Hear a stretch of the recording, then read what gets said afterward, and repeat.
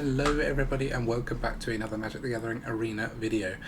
Today we are looking at another Alchemy deck and it is value.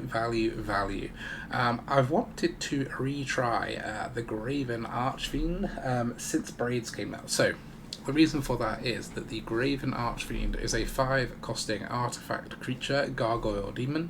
As an additional cost to cast this spell, you may sacrifice a non-demon creature. It has flying, and when it enters the battlefield, if the additional cost was paid, conjure a card named Demonic Pact onto the battlefield. So initially it has a sacrifice effect, which sort of gives us a theme with Braids, which also sacrifices things, and it gives us a Demonic Pact. Demonic Pact is a 4 costing, normally, obviously it's free here, enchantment, that has at the beginning of your upkeep, choose one that hasn't been chosen. It deals 4 damage to any target and you gain 4 life. Target opponent discards 2 cards, draw 2 cards, or you lose the game. So obviously, after 4 turns, if we have Demonic Pact on the battlefield, we would lose the game. So we need a way of sacrificing Demonic Pact. Now, there haven't been loads of great ways of sacrificing your own enchantments in Alchemy.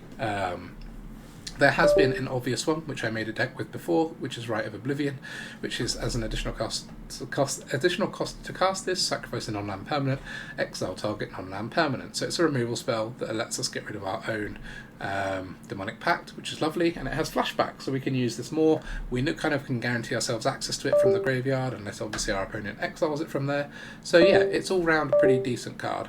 Sorry, I think it's my headset causing these beeps. Right. So the reason that I kind of wanted to play this Archfiend again is that we needed another way really to sacrifice non-land permanents, because there are plenty of things that sack creatures. There are not that many that sack enchantments, and Braids obviously can sacrifice enchantments for us. So we either need either Rite of Oblivion or Braids once we have the Demonic Pact down to give us a sort of fairly consistent way of getting rid of this enchantment.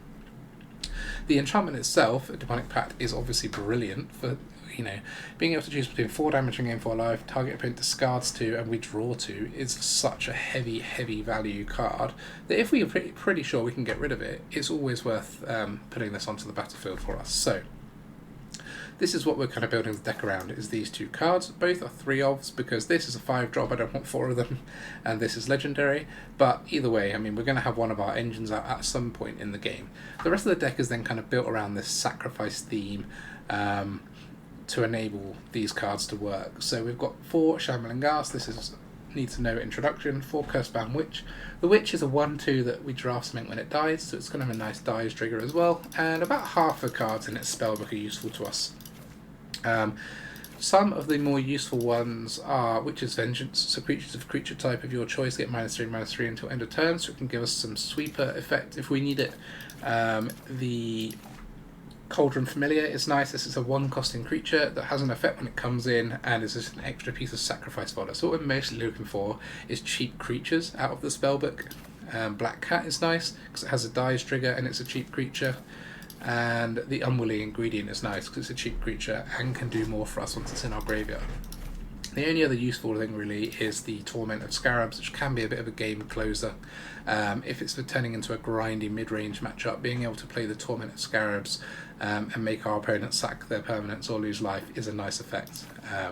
Trespasser's Curse can be good on occasion. If opponents play a go-wide deck or a creature-heavy deck like Werewolves, this could be helpful. But in general, we're looking to get the cheap creatures out of the Cursebound Witch's spellbook. We're then running 4 Faithful Disciple, which again has its own spellbook when it dies.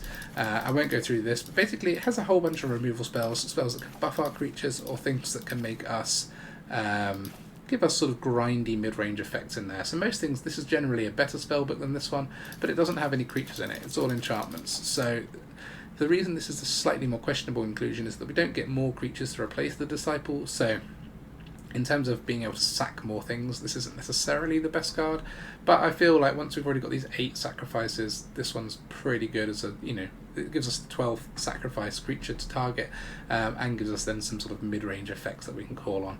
We're running 2 of Xander's Wake. Xander's Wake is kind of key in this deck, so this is whenever one or more creatures you control die, draft a card from its spellbook, and it is all creatures in the spellbook.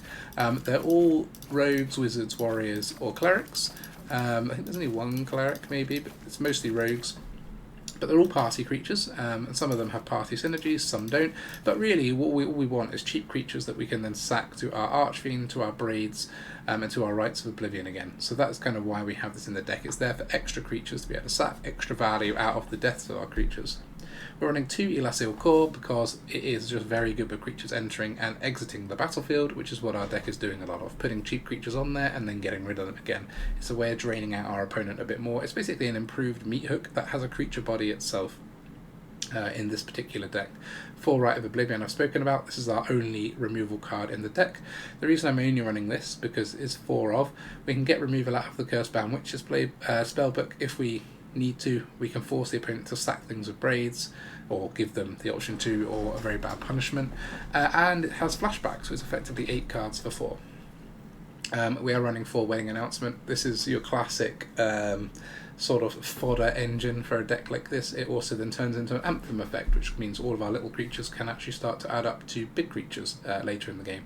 We're running 2 Kami of Mourning, so this is an interesting inclusion in the deck, as it is a 3/2 for 3, and when it enters the battlefield, target creature you control or creature in your graveyard perpetually gains. So when a creature you control with greater mana value than this card dies, return this card from your graveyard to the battlefield tapped. So, to break this card down a little bit, when we play it, we choose a creature, and that can be one that's already died in our graveyard, and then when something with greater mana value dies, we bring it back. So, for example, if we have sacked a Shambling Ghast to a Rite of Oblivion, and we then play Kami of Mourning, we can target that Ghast in our graveyard. Then when the Kami dies, or when another creature dies, the Ghast will come back. Typically, targeting our 1-cost creature is the best with this, because then any creature that dies that is worth more than 1, so the rest of our creatures basically, that card will come back to the graveyard. If we can target a 1-costing creature already in our graveyard, then it's an even, it's a quicker path to getting value out of the Kami. So that is typically what I would do with this card. Sometimes it is worth targeting the Kami itself. The reason for that is, if you target the Kami itself, and then either our Paragon, Edgar, or the Archfiend dies, the Kami will come back, and then we get the Kami trigger again, and we can sort of snowball its effect, getting more and more creatures back each time. That is like in a more grindy matchup where we know we're going to get one of these expensive creatures out. Otherwise, I'll probably be targeting one of these 8 creatures here. This is a bit of a trial in the deck, as it has been a bit of a hit and miss card for me in the past. It is a fun card to play, so that's, if nothing else, it's fun. But also I think it does actually add value here, as it gives us more recursion of our sacrifice creatures. So that's what I'm hoping for here. 2 Serra Paragon, for obvious reasons. It lets us play all of these cards out of our deck, out of our graveyard when they're in there. This could arguably be a 3 or 4 of, but I'm just starting with 2 because I wanted to run one Edgar. Because of the extra creatures it can give us with the 1/1 vampires once it's a coffin, or just the recursion as a 4/4 is nice as well. So we're running 1 Edgar. This could be a 3rd Serra Paragon, perhaps. The reason I'm only running 2 or 3 4-drops is that we're also running the Archfiends, and you don't want too many expensive cards in a cheap sacrificey deck like this. So we've kind of had to make cuts at the top end rather than the low end, but that's where the cuts are. And I think I'm running 25 lands here. 25 lands. I mean, we have got 5 drops in the deck, and normally my rule is if I'm playing 5 drops, I should have 26 lands in general. But our average curve is only 2.5 because of this weighting towards the low end. So I feel like we can probably get away with 25 lands. Let's see. I mean, it's going to be a bit of a let's play through. It's on the cusp between 25 and 26 lands, I would say, this deck. 25 feels right, though. The land base is pretty simple. 4 Caves of Koilos, 4 Shattered Sanctums, and 4 Forsaken Crossroads as our kind of dual lands. And then 1 Takenuma, 1 Eiganjo, and the rest is plains and swamps. I think this is going to be a fun deck. I don't actually know how good it will be. I think the problem with this deck could face is exile effects from the graveyard, things like Graveyard Trespasser, or Commander faces Kakazan, or maybe Liesa, if you ever see that card. I don't know, probably not in Alchemy. But otherwise, the value back from the graveyard should be pretty good. The other thing that could cause us problems is only having this as our removal spell. I may need to increase the number of those. We'll see.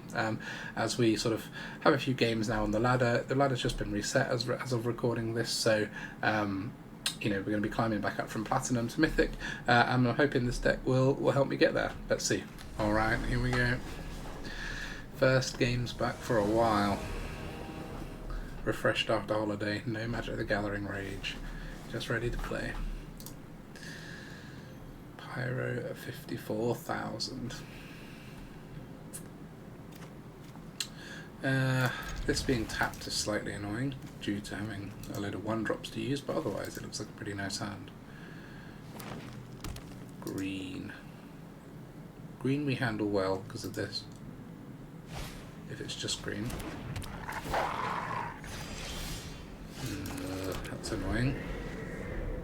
It'd be nice to top a black land so we can get 2 of our 1-drops down.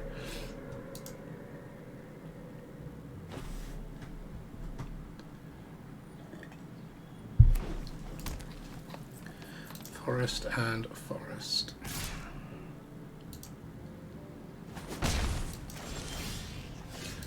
That's nice. We'll get 1 Ghast and 1 Witch.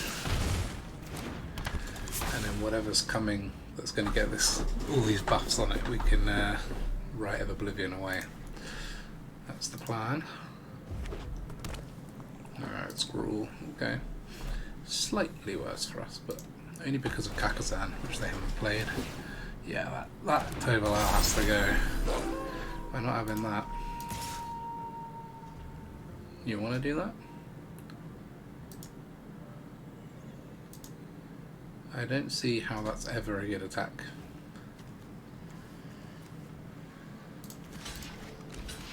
Alright.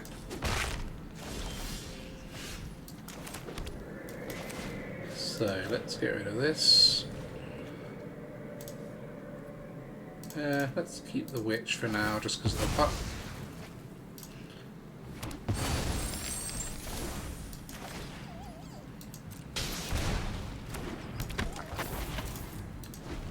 In case there's more Tovalars, we'll just hold back.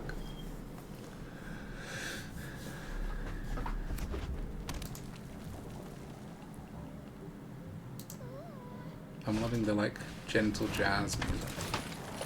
Alright, we'll have to get rid of that. Suppose we'll block and see what's under one of these witches. I always say under as if the card's like hiding under there, but it sort of feels like it is. This one's pretty good, isn't it?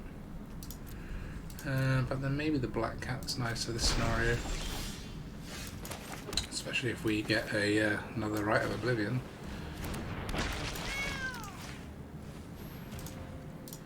Force them to discard something at random is pretty brutal.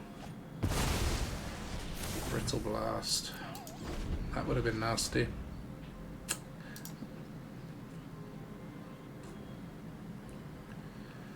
This game could still go either way, but having those 2 rights in the graveyard is pretty good.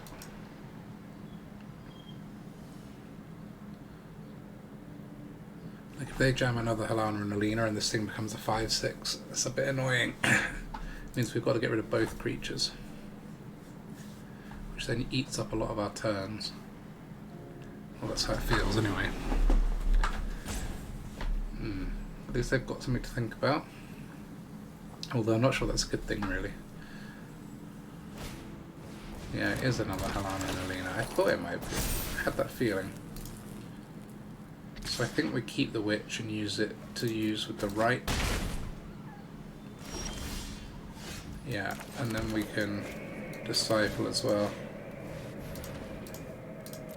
Or if we find something better under the Witch. Ooh, Black Cat.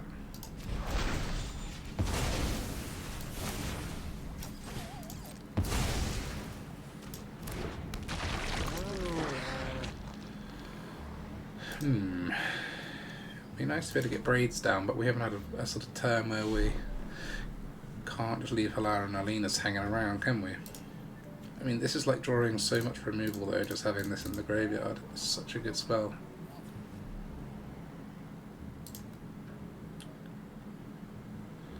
Would have been nice to have one of our Xander's Wakes or a wedding announcement, like a bit more recursive value. But Arlen, that's not too bad. I can feel the yearning of the wild grow more intense. I must resist its call. I think we can kind of leave that around, as long as it doesn't go nighttime. Company. Three's a pack. If they attack, I'll probably block now, force them to discard one of those 2 cards. They don't get the choice, so it's pretty decent. Just a pup. That's a nice top of it. I guess a witch over a ghast at this point.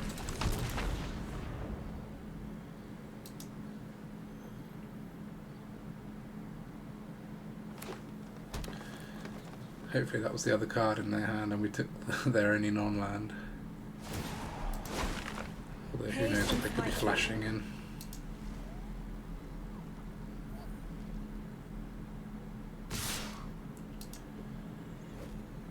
That's fine.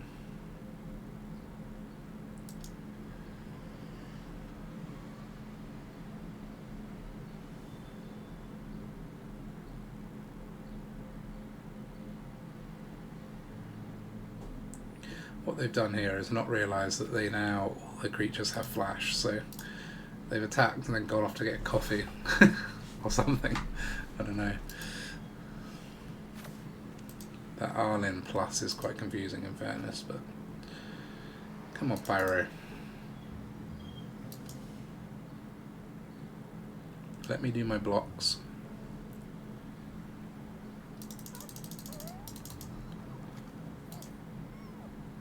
What are these sleeves?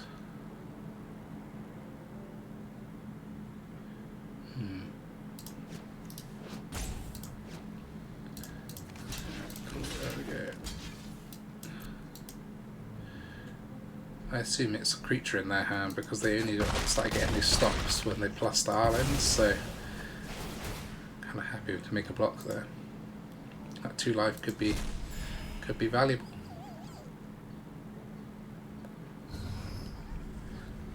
Let's take the ingredient. It's a 1-cost creature. That's about all we need.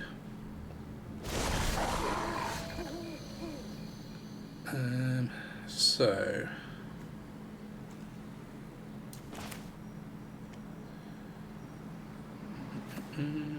just thinking. So that'll leave me with 4. We can kill Arlen with Paragon, which we will do. I'll probably play ingredient and braids. I really want to get the braids in, so I wonder if this is a Helena and Alina, they'll have a blocker for this. Let's find out now before we play our braids. They wouldn't have a 3rd one in the top 13, would they? Just a liberator, that's okay.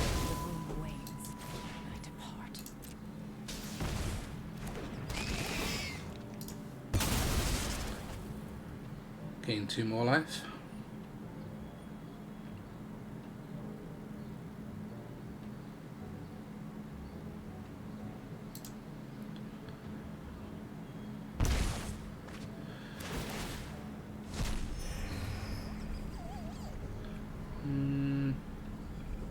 They're pretty much a creature deck, so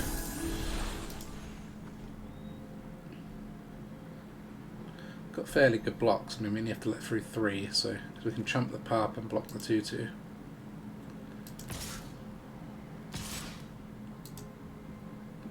I'm not even going to attack with the 2/2 yet. I might have to remove the pup with the Oblivion, but I'm kind of holding on to it in case something bad comes down, like a Tovolar or something that will let them restock.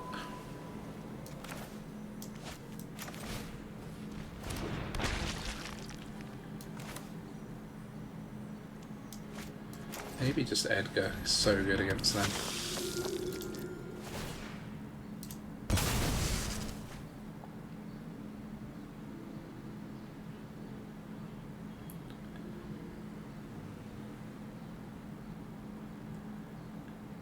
I guess we can even really block with braids if we have to, because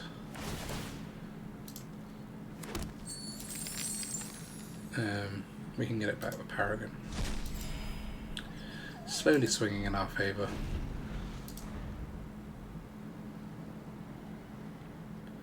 Although if they attack with Pup, I'll probably just block with Edgar, because that is a pain. That's the one thing we really don't want here, because all of our stuff getting exiled is pretty much the worst thing that can happen to us. Obviously it only matters once it flips, but That is pretty much the worst card we can see. Really? That is a wild attack. Really, really wild. Yeah, they're just conceding. GG, the value engine got them. Next one, Vladimiro. There's quite a lot of land, but that's not a bad thing necessarily, as long as we draw some non-lands. Get the Ghast in, I think. All nice, beautiful, untapped lands as well. Just need some of our... I mean, the thing is about this deck is there's so much value in it that odds are we're going to draw something that we can do stuff with. If we're just swarming with 1 power creatures, we can do that. We don't mind even if we get wiped, so let's put them all in. That's a nice card, ready for when we find a threat to deal with. Obviously they can cut down any of these, but do they want to? Not really. It's a bit of a good deck versus cut down. None of the cards you really want to kill.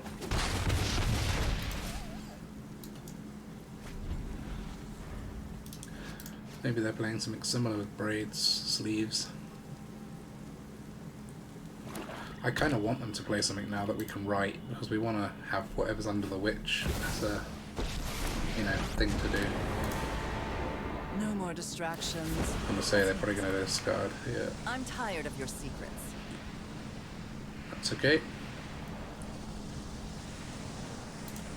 Clearly more of a decision than it is for us.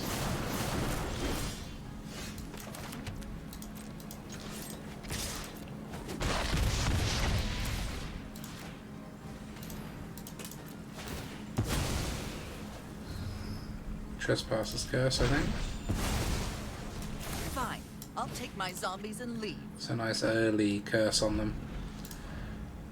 There's definitely some creatures in a black deck. And it's just 1 fewer card for them if they do invoke Despair later.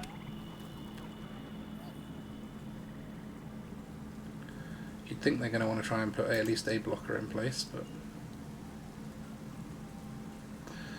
maybe not. It's only 2 damage.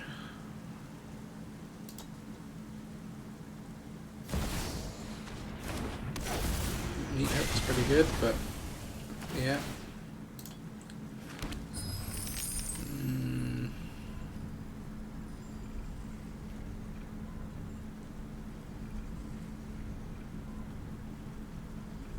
Let's go with the Broom. I don't normally go for it, but we've got quite a lot of mana going on here, so...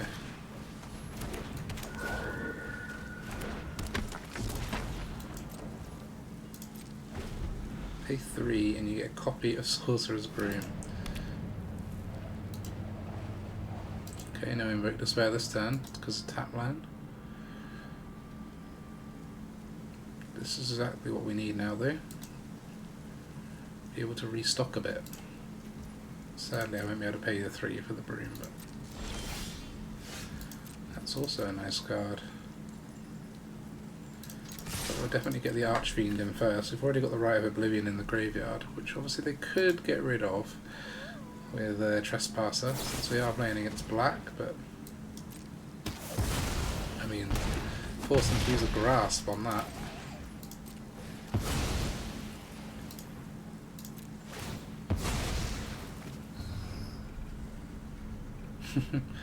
Do we double Trespasser's Curse, or do we just go for an ingredient? I think we double curse them.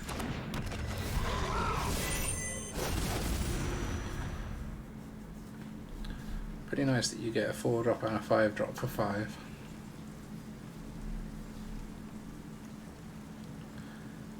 Four damage to any target and you gain 4 is so good. Yeah. Let's draw 2.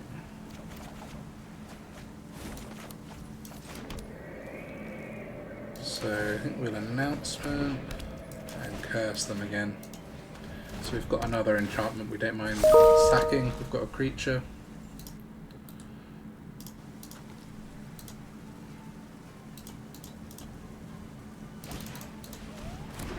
Okay, so the right is going, probably. That could be painful, but we'll just start doing this to face, because we're going to get another one.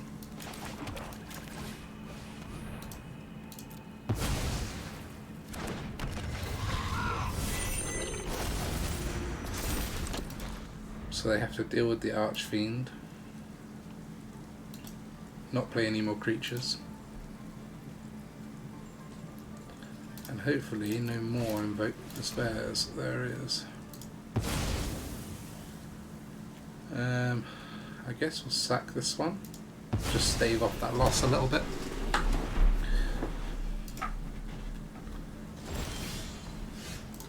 I'll draw 2 this turn since I don't think we can finish them with it. GG. Obviously we could have finished them with it, 4 damage and 4 in the air. Oops, nearly missed lethal, but the opponent realised it and conceded. Alright, caramba. Ay, caramba. Yeah, a completely different starting hand to last time. Like, whole different set of cards, down to the lands even, but... Well, we had 1 plains, but still. Is this the picture of that land that lets you have infinite hand size? That's what it looks like. Reliquary Tower. Maybe. We'll go straight for the Elas, I think. And then Wake. We could even go Wake first, just to make sure we get value out of it.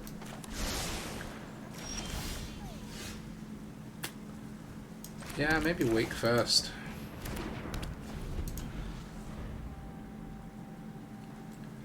Always feels like you want this down as early as possible. Blue-white though. Yuck.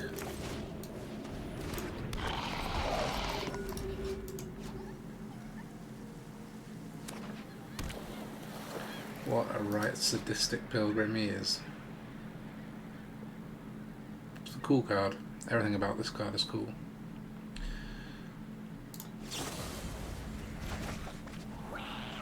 Would like to top deck a land so we can put this and this. Well, we have top deck a creature we can play, I suppose.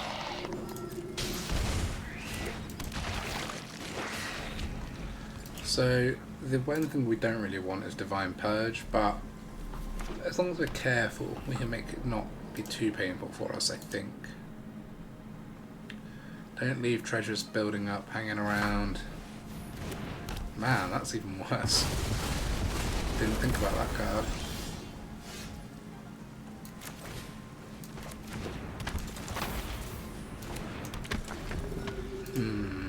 I'd like to be able to keep some creatures for a turn and then play Braids, really. Try and get some value out of them.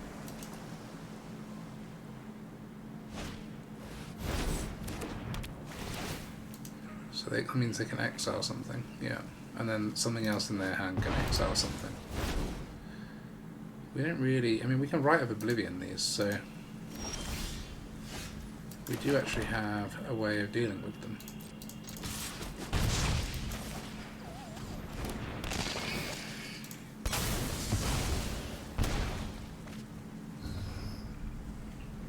Let's take the Familiar, yeah. It's just an extra creature to play with. Is this like a Hullbreaker horror deck, or... What's the payoff? Maybe it's just an enchantment deck. Could be blue-white enchantments, couldn't it? Like, what do you call it? The white 4-drop that creates spirits. This would be a pretty nice one to get rid of with a right. We do need to draw one though. There are 4 in the deck, so I'm sure we'll find one at some point. It's just whether that point is soon enough or not.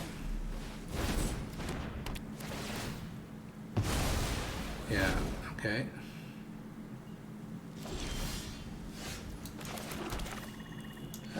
We'll go for this and this. Ooh, not Spell Pierce. I should have played them the other way around.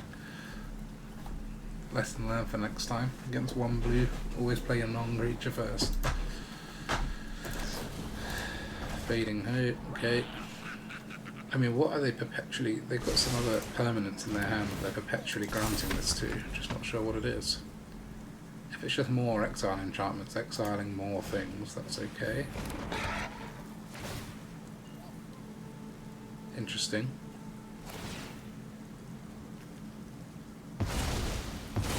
Does make tokens a bit useless, but easy to kill.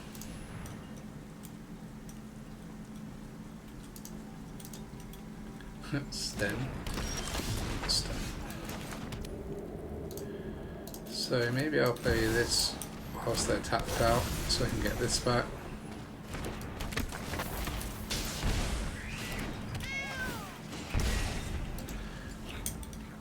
So that had both the effects of that.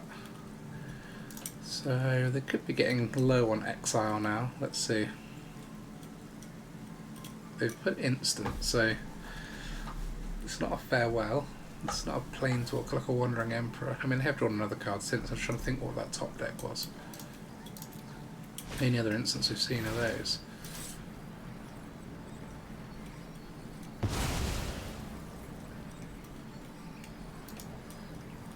More Pull of the Mist Moon. Instant again. Yeah. So that probably means they don't have a permanent in their hand to use that kicker with, hopefully.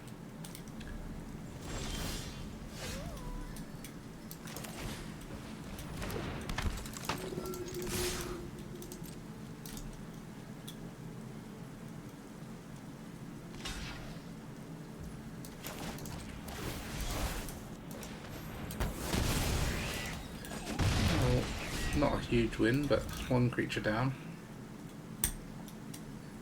They can't really block with the kitten unless they've got a way of flashing it. The Micromancer. Or do they search up with that otherworldly light? Yeah, okay. So they can exile a 1-drop, which is these two this turn. And they can forever bounce that Micromancer, which is quite annoying.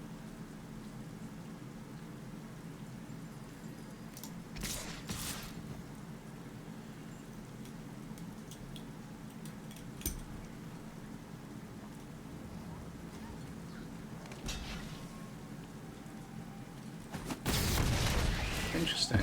They didn't use the march.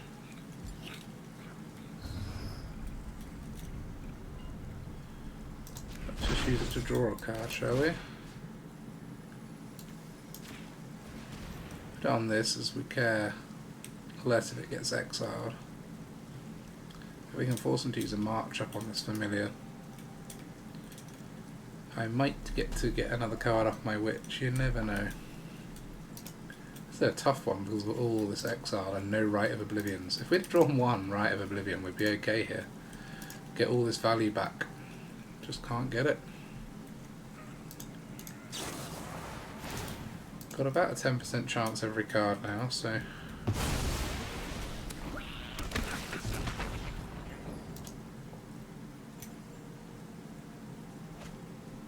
Yep, another march.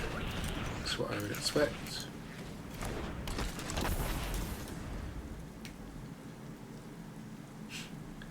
It's almost like if you had a farewell, if we played farewell, we'd be doing well. I wonder if what they have in their hand is a counter for that situation. I mean, fine. I would like to turn this into cards and not have you exile it.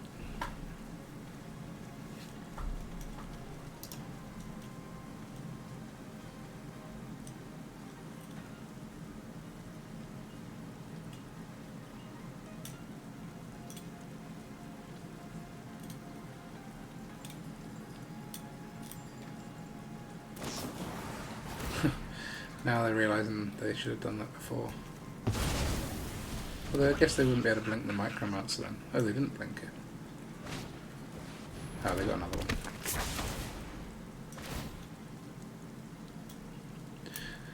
Now, can I please top deck Farewell, which isn't in the deck, but please can we?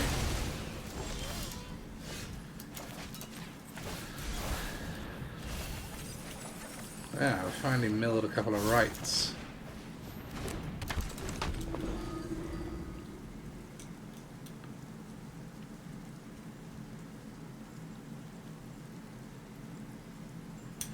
Unfortunately, as long as they hold on to an instant, the right now isn't that great. Because they can just bounce whatever we target with it, using Displace the Kitten. I think we're nearly in a lock, to be honest. I mean, they will run out of 1-drops eventually, but they've gone through 1, 2, 3, 4, 5, and they're probably running 8. It's not quite a lock, but it's close.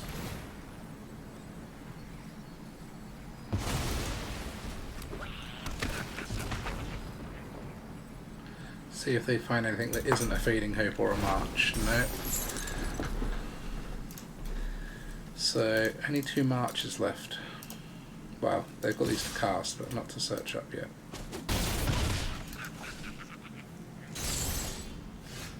So what we need to do is cast this on the kitten, because if they bounce it, we'll get an announcement back.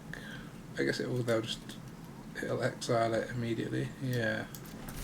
Hold on.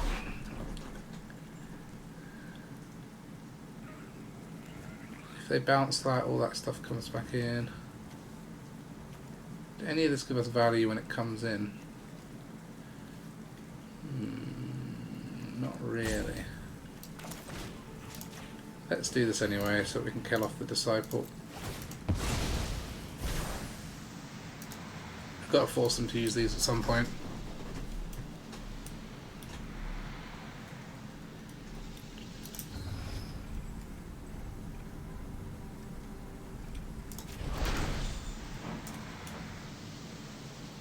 They obviously can't let that die.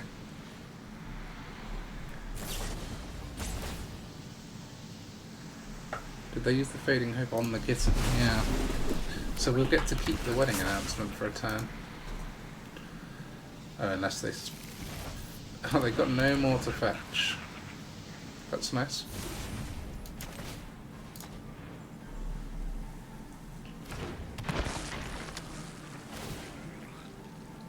This is going to exile 2 things when it comes in though, which will be the announcement and a token probably, or announcement and Ghast and then Fading Hope the token. This is definitely an annoying deck to play against. I'm not sure it's very good, because you lose pretty hard against decks that actually draw their removal. We just didn't get any until we were halfway through the deck. Interesting that they're not playing the kitten first. Guess they're giving it one more trigger of that thing. I mean, they've got 4 of these out in the top 24 as well.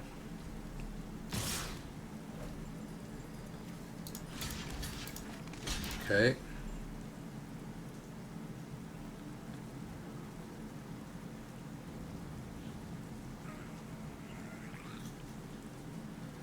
They could bounce this, I suppose. But the more we get through of their non-creatures, the better. They can't use them with the kitten down.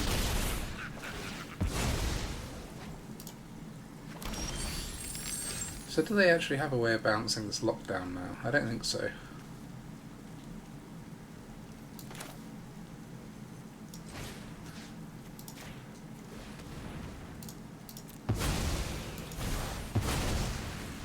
Which means we get all of this back.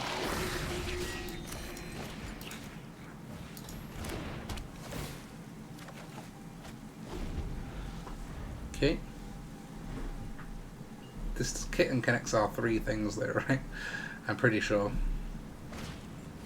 Yeah. But they've got no more 1-drop cards, so hopefully they can't do this forever.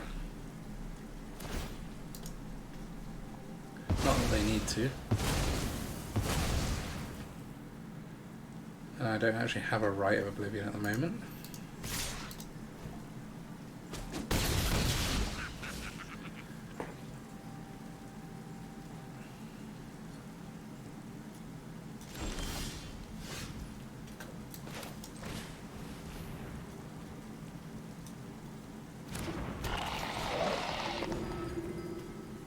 They don't actually ever destroy anything, so unless we can actually sack stuff, the Kami isn't that helpful.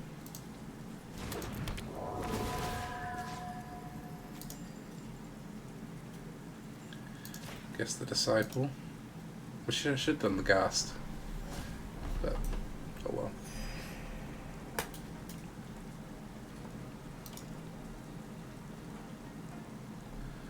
Interesting to see if they've kept drawing removal. I mean, we've done surprisingly well given how well their deck has done. Are we dead? Yeah, we're dead. They got 8 damage and they're tapping R2. GG. We nearly got there. I was surprised. Like, we pretty much drew as badly as we can and they pretty much drew as well as they could. And they won, but it was still close. Alright, let's hope for a slightly quicker game this time. I want Taco Truck. Well, maybe one day you will get one, sir, but today is not that day. Unless he's playing out of his taco truck now, you never know. Let's go for the Elas.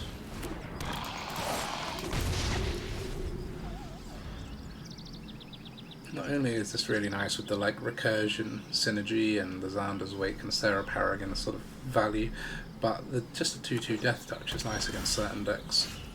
No land isn't that nice, but we're basically aggroing here. This would be nice though. One more land, then we can draw more with this.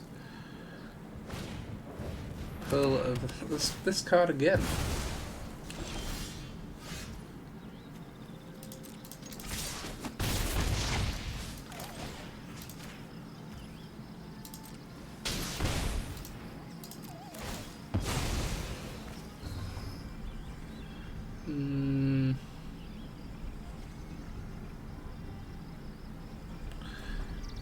It's actually a tough choice.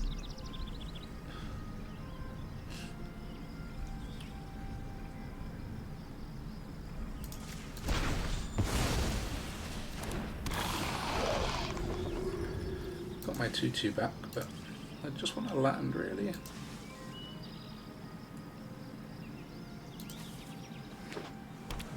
Opponent is not having that same issue.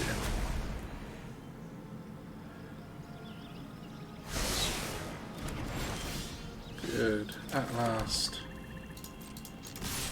I think we need to get the announcement going.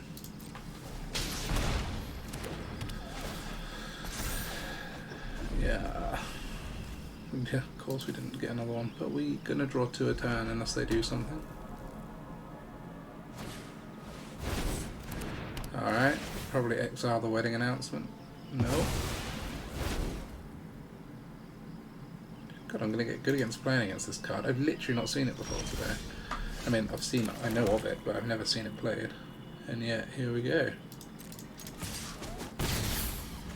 So, I reckon we probably want a Braids and a Ghast, because Edgar against Exile isn't very good.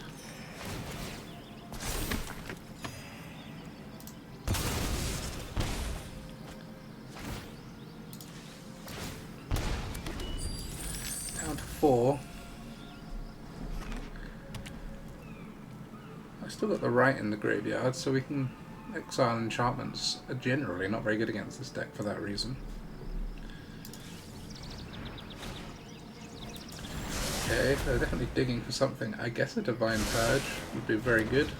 I think that Edgar would have played around. Nope. Couldn't find it if that's what they were looking for. Don't even know if they're running it, but yeah.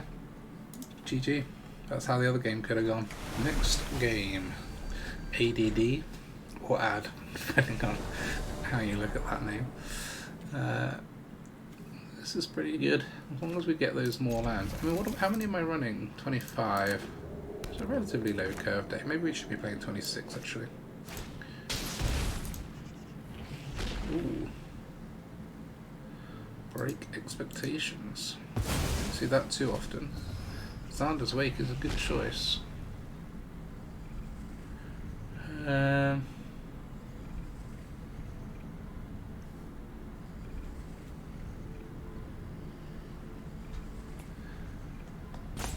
That's an interesting choice.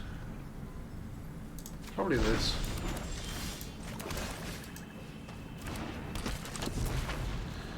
I mean, the one that made Thopters for 4 is tempting because of the sack theme, but just because of our slight mana screw, this could be better. Give ourselves every chance to get to 4. Well, let's try and get to 3, but we only needed to draw 1 line at 3 turns for that, which so far we have not done in the first 2 of them. We have done on the 3rd though. What are they holding? Counter of some kind? Let's try playing this. The card I care least about running into a counter. It's resolved, so they could be running a Wandering Emperor now. I don't really want to get this Wandering Emperor, so let's just attack with this one.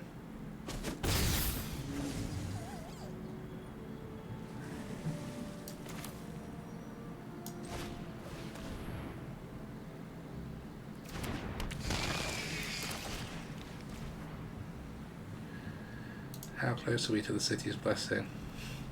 7, 8, 9, 1 off. Alright, Braids is gone.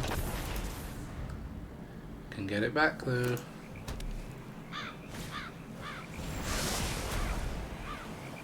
Choice of Fortune we're seeing a little bit. I wonder if this is the Oracle deck. Let's attack with everything.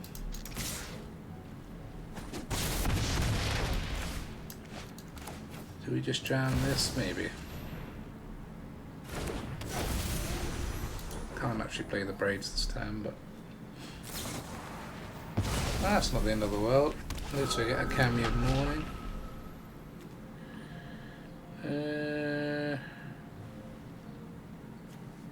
Cursebound Witch, I think.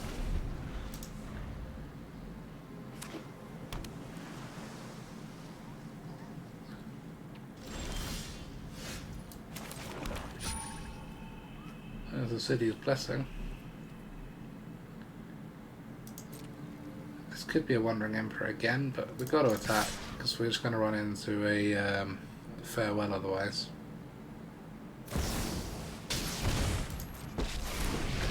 I wonder if they'll take the Kami or the Witch that can come back. I am the Emperor of Kamigawa, and I will The Kami. protect my people. This is what you get for hurting my people.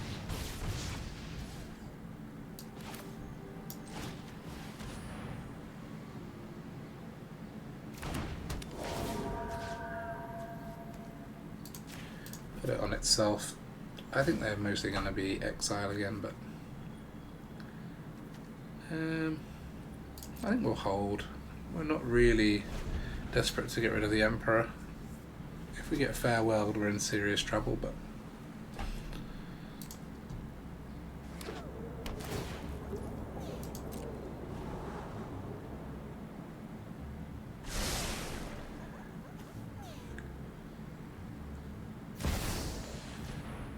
that's okay, because we can Rite of Oblivion that.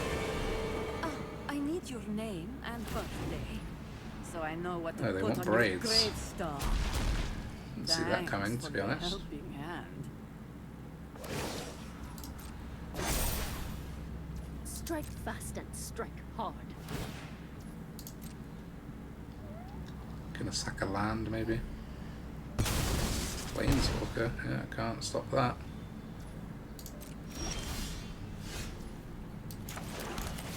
Well, let's get rid of Braids then.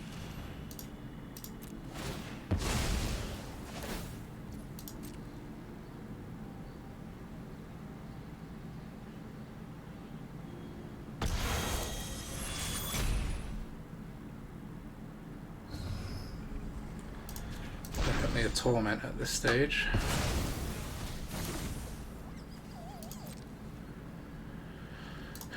In case there's a removal, I think we have to make sure Tasha dies. Putting it back in hand, okay. That's probably the worst case for us, but they're getting quite low.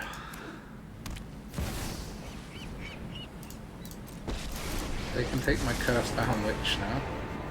Oh, perfect. I've got some experimental spells that need a test subject.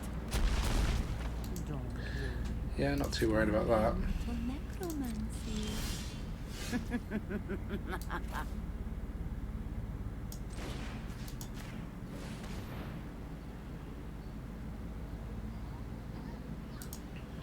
Definitely get that down. Okay, they countered that, but at least that's not that bad either.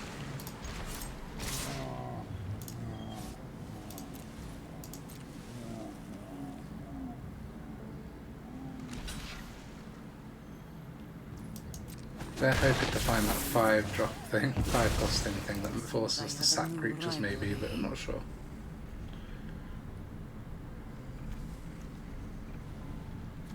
Most of the choices in there aren't great for them.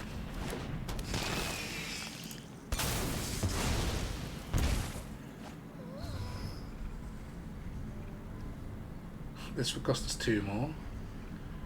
It's still probably the best option. Oh no, because it's only if it's in our library at the time that it gains that thing. Okay. Yeah, they got 6. Could be getting a farewell. Nah, Trespasser's Curse. Plus Oracle. I suppose the best thing to do is just get rid of this using this.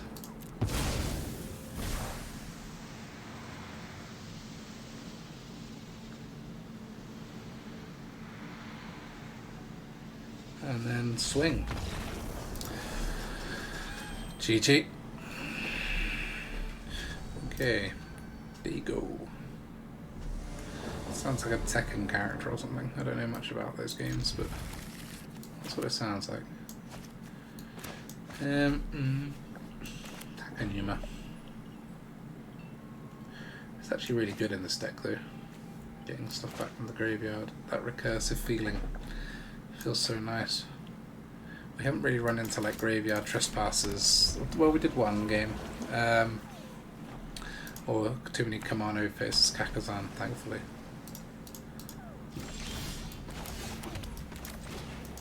Hopefully no Spell Pierce.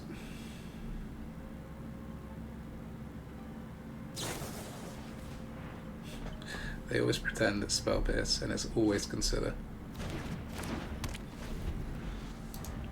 I hope it's not mono blue though, because we like to play against stuff that destroys our stuff. Ah, thank God. We never get our stuff destroyed. MON.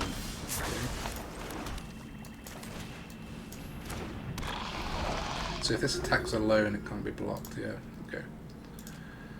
I have tried to make this card work. I've had it as a 1 or 2 of in some decks, but in general, it's pretty bad.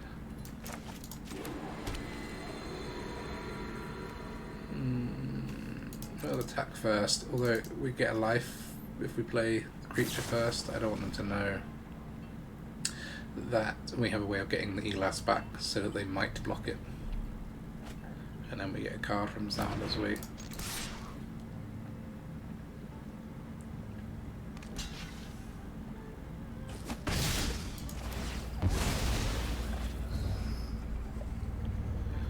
I'd say the Horde Rubber or this, but yeah, Horde Rubber.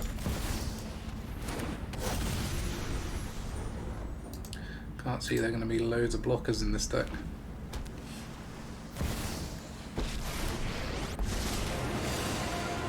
Let's make this snappy.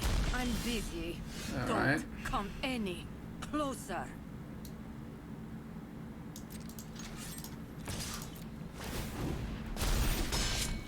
Finally, a worthy opponent.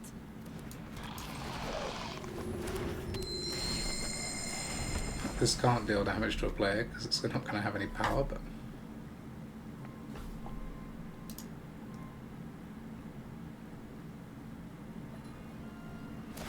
we've slowed down Tasha enough from being too much of a pain, hopefully.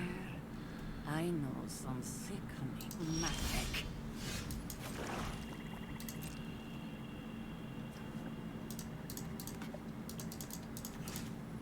To 2.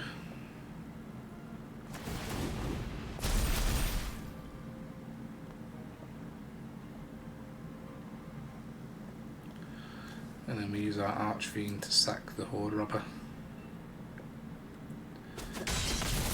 And find my way out of Tasha will any be in a place predicament. where we can always get her back.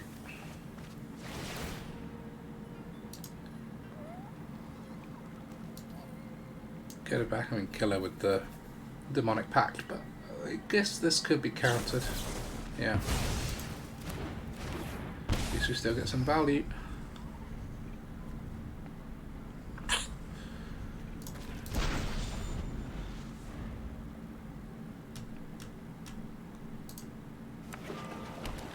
This is so low now though. Well, they could actually get an Archfiend for their Tasha, which they didn't. Keep your distance, mortals. Kind of want to put something else in my graveyard before they realise that though.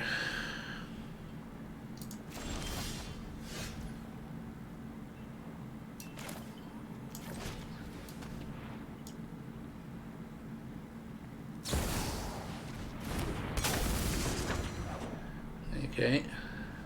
4 costing Siphoner, they've got an instant or sorcery in hand. What are you getting back? Make disappear or impulse? What?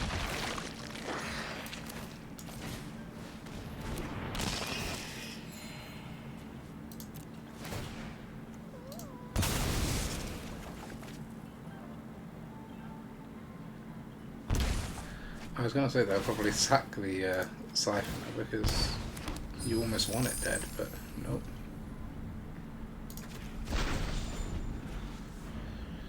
So we have a Cleric, that is a Cleric too, but we have a Rogue and yeah. It's up to 4. Even if they ultimate us, we don't really care. They're going to get a bunch of shit creatures.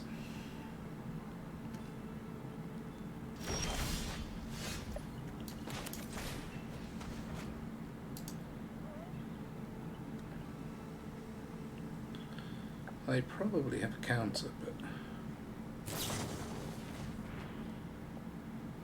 not for the Ghast, but for if we tried to jam Archfiend, which I wouldn't do. I think we'll play this, learning from last time about the Spell Pierce.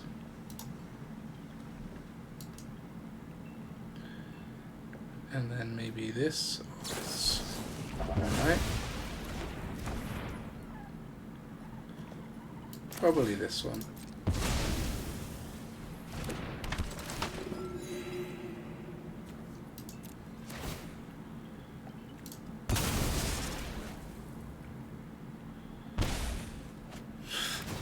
Why they don't sack the Siphoner? I guess because we could attack with Braids, but they really are farming cards, and they are slowly losing life. It's more slowly than I'd like. That isn't great for us, but any Rite of Oblivion will do. Any Rite of Oblivion. Give it your best shot, adventurers.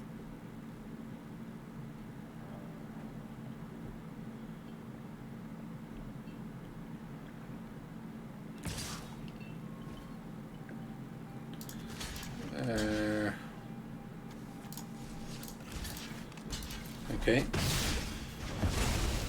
They want that back in their library, but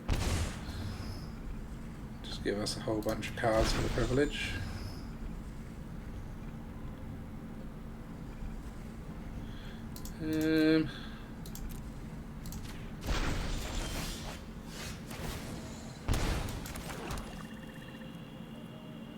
So we probably want to play this, and we have 2 mana left over, so we can also play one of these from the graveyard, but we've got loads in hand, so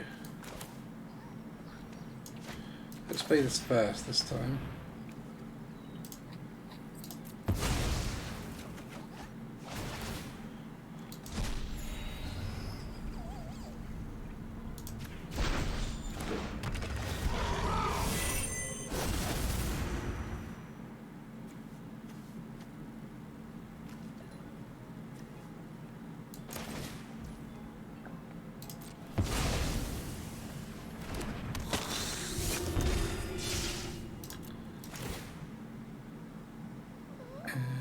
Sacrifice blood, a priest.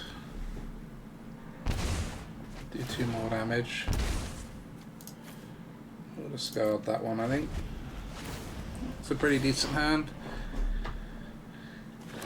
Teleportation circle could bounce the Paragon. We're going to be able to do 4 damage with Demonic Pact, so we can get rid of the Tasha's ability. You know, we don't want it to ult, and we can stop it, and then swing at it with Archfiend if it's still alive.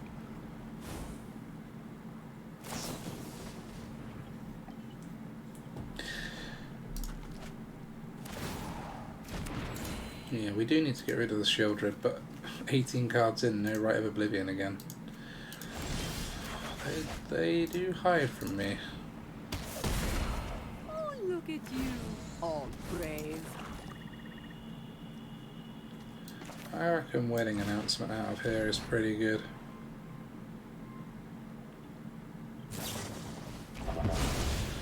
Okay.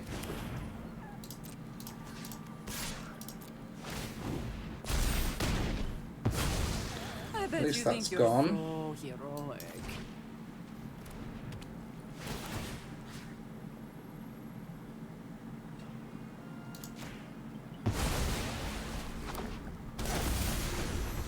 We'll sack a land. They probably will too, but you can always play them out of the graveyard again if we've run out of Paragon.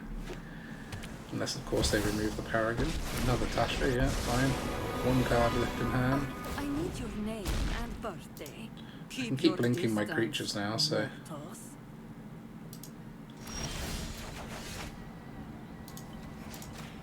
Get rid of that card in their hand.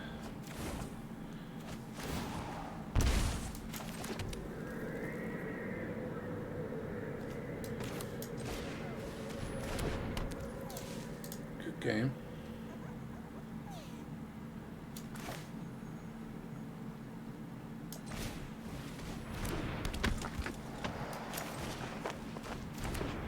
I don't really want to draw 2 cards whilst they've got a Shieldred out, so...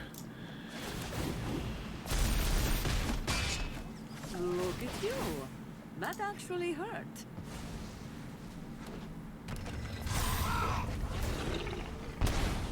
We will sack this pact.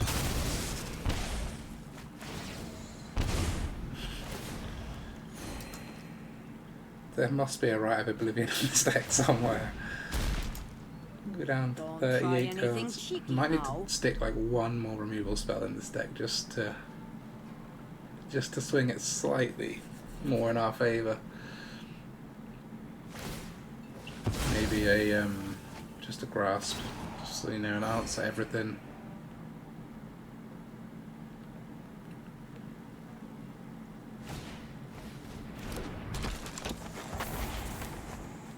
We know we got them.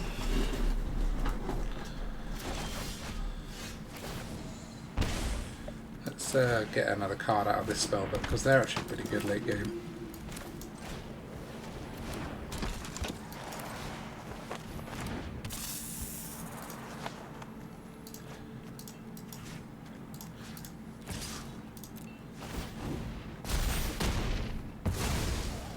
Is that one gone?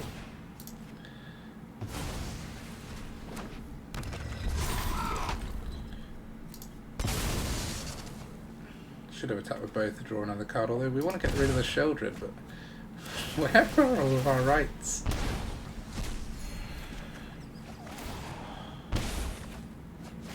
Jesus. None of those remove stuff. We'll take the cheap creature. Create more tokens, gain more life is probably good, isn't it?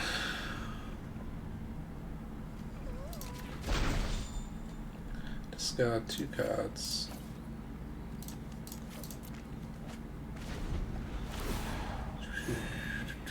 This game would be a lot quicker if we could find that Rite of Oblivion. How much life have they gained with the Shieldred? Can start hitting them in the air now. Swing with Death Toucher. No, they could keep our flyers tapped down with that.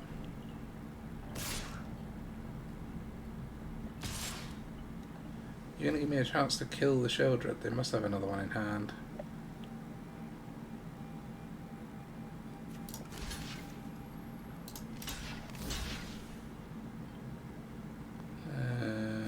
Can't block that, so yeah.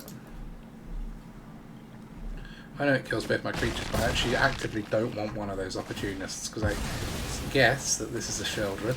Otherwise they wouldn't give me this joy of being able to kill their creature.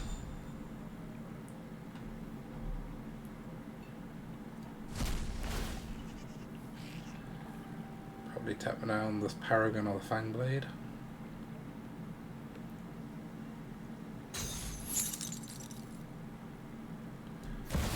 Yeah, there's a surprise.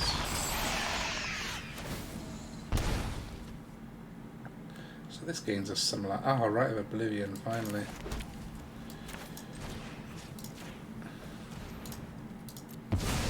We knew it had to come some point.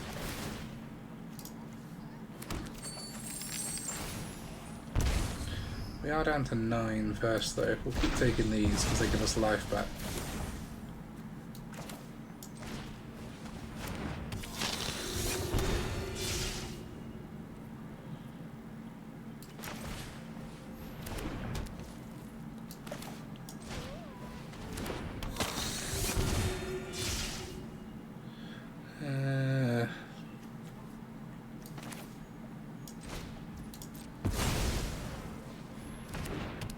I'm expecting to concede at some point soon. I'll probably block with the Siphoner because you want them dead.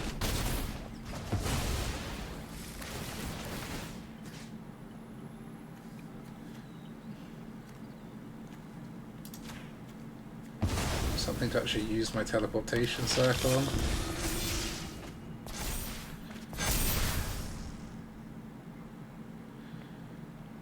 Yeah. Don't want to deck ourselves, but discard 4. So 1, 2, 3. Yeah.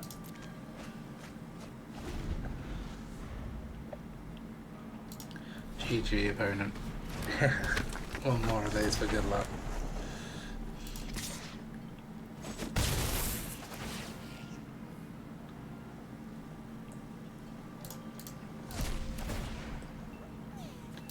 Just took so long to find these Rites of Oblivion, and you had to go through taking a load of damage just to do it.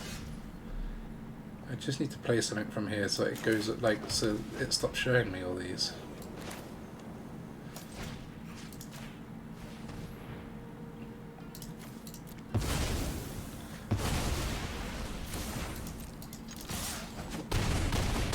Ah, thank goodness.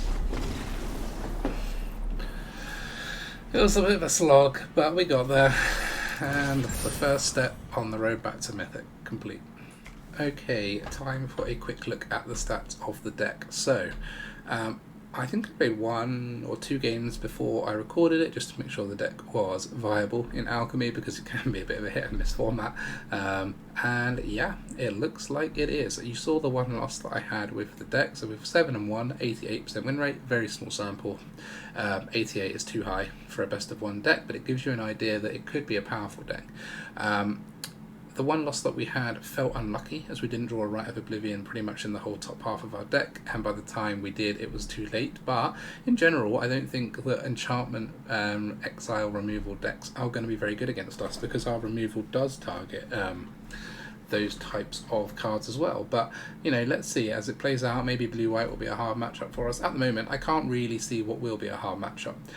What you notice is we didn't play any Rakdos. That can potentially be hard, as we don't have any real lifelink in the deck.